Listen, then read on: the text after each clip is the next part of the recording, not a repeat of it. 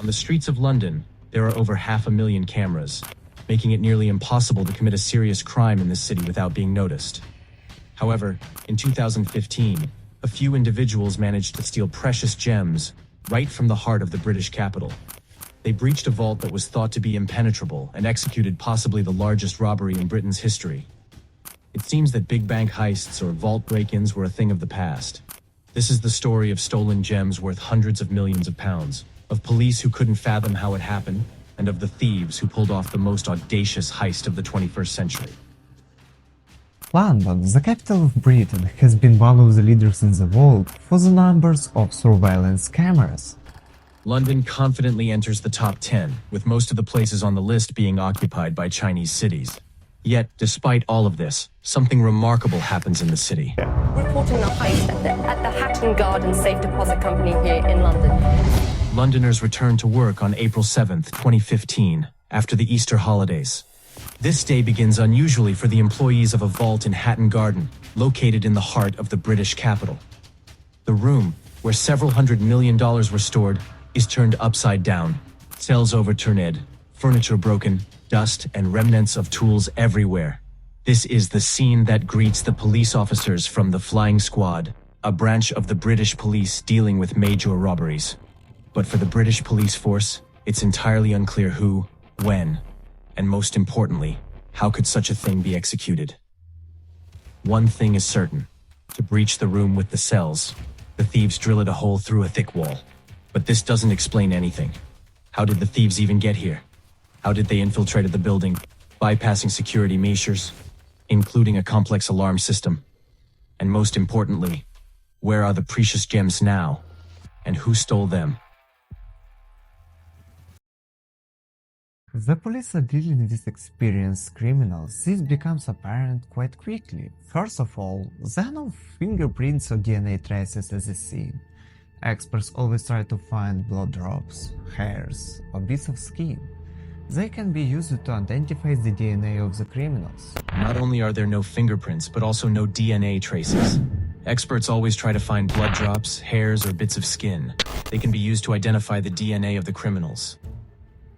Essentially, these are genetic fingerprints. The absence of traces explains the discovery of bleach bottles on the floor.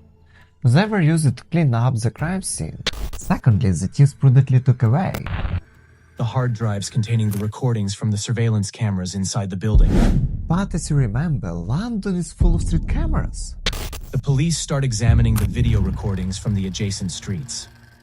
Detectives begin with the date of April 2nd, which is a Thursday, the last working day before the prolonged Easter holidays. On the recordings of that day, it's visible that in the evening, a white van approaches the vault building.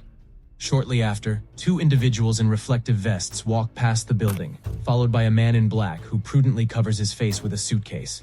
Further viewing of the footage reveals that this person enters the building on Hatton Garden through the main entrance, proceeds inside the building to the emergency exit, and lets his accomplices in with tools through it the next morning.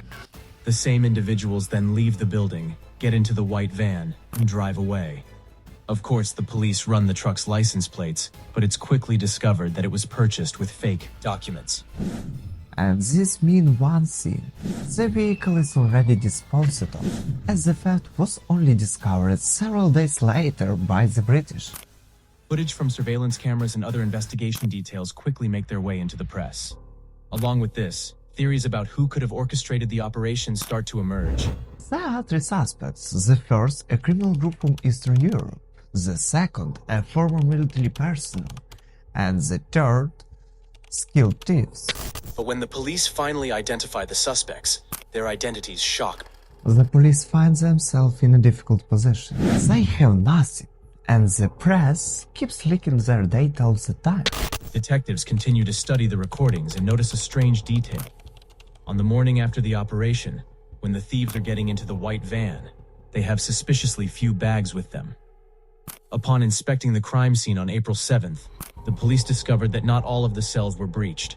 According to official data, the thieves took diamonds, gold, and cash, totaling up to 15 to 20 million. Well, it wasn't just a single move. The next day, on the recordings from the Saturday, April 4th, the police spotted two familiar individuals on the streets near the vault. Their clothing and mannerisms identified them as suspects. These same suspects got into a white Mercedes. After several weeks of surveillance, detectives identified its owner as a 74-year-old retiree named Kenny Collins. At this moment, it becomes clear that the heist of the century wasn't carried out by Eastern European gangs, but by old-timers. All the suspects were peers of the 70-year-old retiree Collins, and now the police face an even more challenging task. They need to understand how several elderly individuals managed to pull off such a sophisticated operation. And most importantly, how to prove that behind the most audacious robbery in British history are a few old folks who left no evidence behind.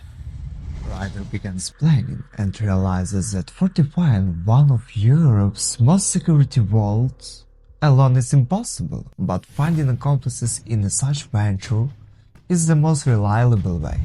These are personal contacts. However, there is one problem. When a thief is 73, most of his personal contacts are either retired, in prison, or in the graveyard. But Ryder manages it.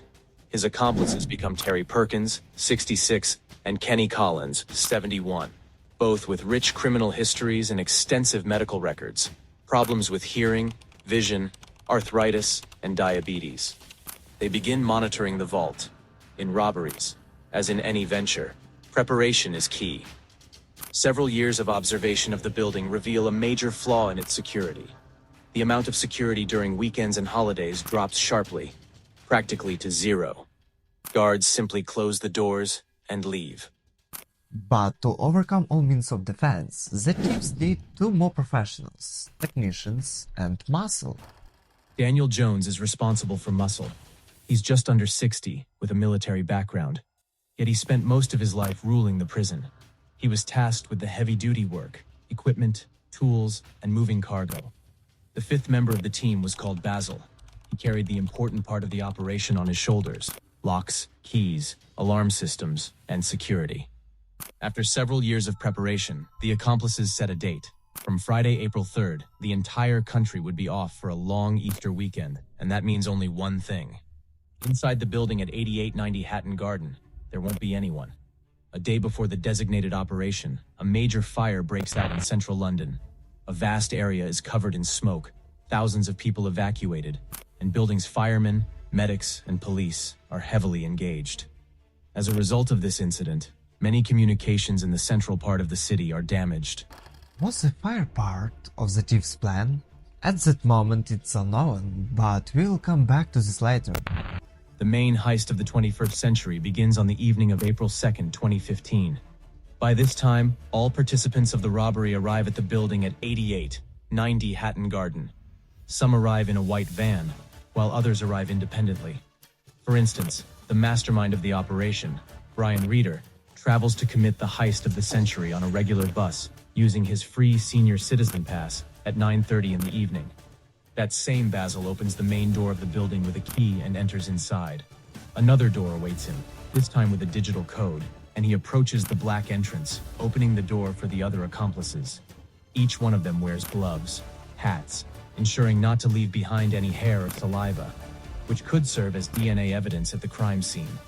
DNA evidence is a direct path to the defendant's bench, armed with a large amount of tools and equipment, the main one being a massive drilling rig. At the moment when the thieves enter the premises, cameras inside the building pose no problem. The main objective is to retrieve the hard drives containing the video recordings. Then, the thieves use the elevator shaft to descend a couple of floors down to the underground level where the vault is located. The next step is to lift an additional security door at the entrance to the elevator, which is closed during non-working hours. After that, the accomplices enter the vault room. No, this isn't the room with the cells yet. It's not that simple. What complicates the situation further is that by partially opening the security door, the accomplices activated the alarm. Basil is responsible for the alarm. He manages to deactivate it. Then they break through the gate in the vault's lobby and find themselves in front of a massive door leading directly to the room with the cells. What the accomplices don't know at this moment is that the alarm essentially works like two-step authentication in a social network. Employees of the vault, including security staff, receive an SMS code on their phones, which they must enter. Otherwise, an alarm signal is sent. However, the security guard is not on duty at the moment, as expected. Just when the thieves think they are at the target, a security service employee arrives at the building at 8890 Hatton Garden and approaches the main entrance. But luck is on our hero's side. A security guard checks the main door. It's locked from the outside of the building. There are no signs of a break-in. He doesn't enter, doesn't call the police. Instead, he reports a false alarm, gets into his car, and drives away. One of the accomplices, Kenny Collins, who is supposed to be on lookout at that moment, doesn't report this incident. He's either using the restroom or buying fries from the nearest snack bar, which, in essence, doesn't matter. Even if he had reported the arriving security, it's unlikely to have helped at that moment. The thieves don't even realize how lucky they are. They start drilling a hole in the wall using a drilling rig. You can imagine the noise. But why didn't they attempt to break the door? That's impossible. Just one look at that very door, and the thieves realize they can't break through. They make several holes in succession. According to their estimate, this is the last difficult stage of the operation. All that's left is to get inside, take as much as they can carry, and leave by dusk. But here's where the trouble begins. All around the room are cabinets with those very cells. So having drilled a hole from outside, the thieves hit the back wall of one of the cabinets. They were prepared for this, using a special pump to overturn the cabinet inside. However, what they weren't prepared for was that the cabinets are securely attached to the wall. The pump bursts, the cabinet remains in place. With great disappointment, the thieves leave the building empty-handed the next morning. What would you do if you were the thieves? Abandon or finish the job? Brian Reeder, the initiator and mastermind of the operation, as well as one secondary participant, decides to abandon the venture, but the others decide to continue. However, time is not on their side. There are only a few days left until the end of the Easter holidays, and the remaining participants manage to pull it off. Daniel Jones, responsible for the equipment, gets a new pump. 2 days after the first attempt, the thieves break into the building again. They repeat the same actions, but this time, the cabinet with the cells falls to the ground, and one by one, the accomplices enter the coveted room. Luck is also on their side this time. The police could easily have discovered evidence of the crime and set up a trap within a couple of days, but that didn't happen. Apparently, the main problem for the thieves that night becomes the insufficient number of bags and hands. They empty only a small portion of the cells, load everything into the car, and drive away. Caught in a heist at the Hatton Garden Safe Deposit Company here in London. Thieves, if you remember. So let's go back to the moment of investigation when the police discovered a white Mercedes on the surveillance camera recordings. This was an hour before the second attempt by the robbers on Saturday, April 4th. During the first attempt, all the perpetrators arrived at the crime scene using transportation that couldn't be traced. Some by bus, some by car. On the second attempt, Kenny Collins arrives in his own car, the same white Mercedes. It's a small mistake one might expect from an amateur, but for a professional, it could be costly. Using street cameras, the police discover that a day before the second attempt, the Mercedes stopped at a tool shop on the outskirts of the city. Cameras in the shop captured the buyer of the pump. He entered without a cap or dark glasses. It didn't take long to determine that this person was Daniel Jones. The police already had 2 suspects. They continue surveillance, and 1.5 months after the robbery, they hit the jackpot. They not only witness the meeting of the 3 main accomplices, Collins, Perkins, and Reeder, but also record the meeting on a hidden camera. They hand the recording to an expert who lip reads and deciphers the conversation. However, you don't need to be an expert lip reader to understand what's happening in these frames. Perkins demonstrates the successful use of the pump.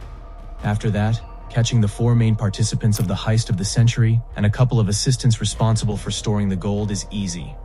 Ryder, Perkins, Collins, and Jones admit guilt in committing the robbery, albeit not immediately. But after being shown the pub conversation video and footage from street cameras, denying becomes foolish. Besides, admitting significantly reduces their sentences. Each of them receives 7 years with a good chance of getting out much earlier. The only participant in the robbery who escaped the police, that same Basil responsible for the electronic locks and alarm systems.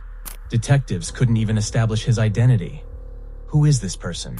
The police check every contact through the process of elimination, leaving only one person physically resembling the last gang member. It turns out to be 55-year-old Michael Sid.